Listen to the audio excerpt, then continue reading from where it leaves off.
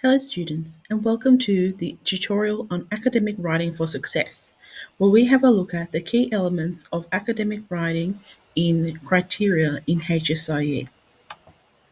We do this today to learn how to be successful writers, because successful writers can communicate ideas in an academic way in order to master written communication.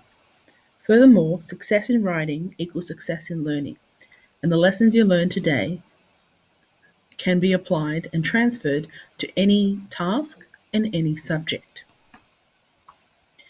So far, we have been working our way through the writing process.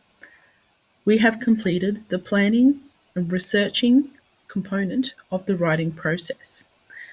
Before we actually get into the draft process of writing, step number 3, we need to understand what are the different elements of academic writing for success. In HSIE, we are focusing on these 5 elements. Number 1, persuasive devices. Number 2, cohesion. Number 3, language. Number 4, sentence structure. And number 5, text structure. And we'll be going through each element today in more detail to assist you in developing your understanding of how to recognize and improve your writing using these elements. Criteria 1 is the use of persuasive devices. Persuasive devices aren't something simply used in speech, but can be recognized in writing. The skill we focus on here is using persuasive devices to enhance the writer's position and persuade the reader that your argument is the correct one.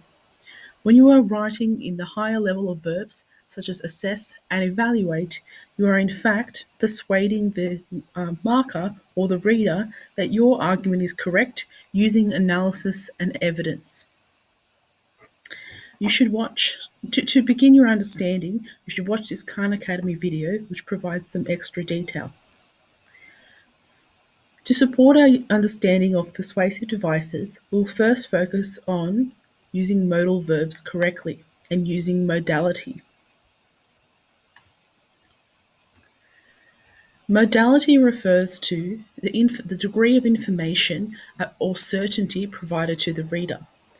This can be used through careful word choice and can include verbs, adjectives, and adverbs to strengthen or weaken a particular argument. High modality shows a high degree of certainty about an argument, whereas low modality shows that it is less certain or less probable.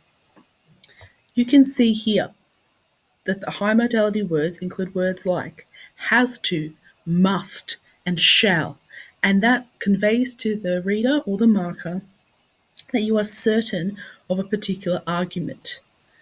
In issues where you aren't so certain or you wish to convey to the marker that there is some degree of doubt or other issues that need to be considered, you can use a low modality words such as may, could, or would.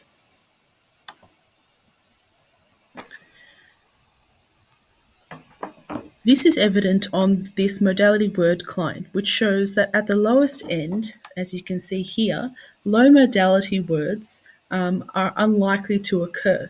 So for example, if we go back here, something may occur is not as certain as if something must occur, or the fact that it would happen. For example, we may go to the movies, or we could go to the movies, does not guarantee the fact that we will go to the movies, or the fact that we must go to the movies.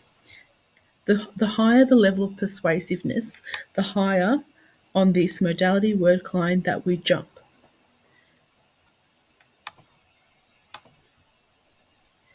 It can also be thought of as a degree of certainty in a particular section.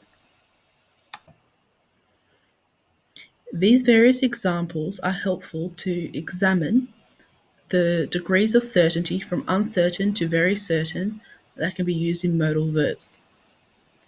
For example, emphasis, to have emphasis, we use from incredibly, very, quite. To demonstrate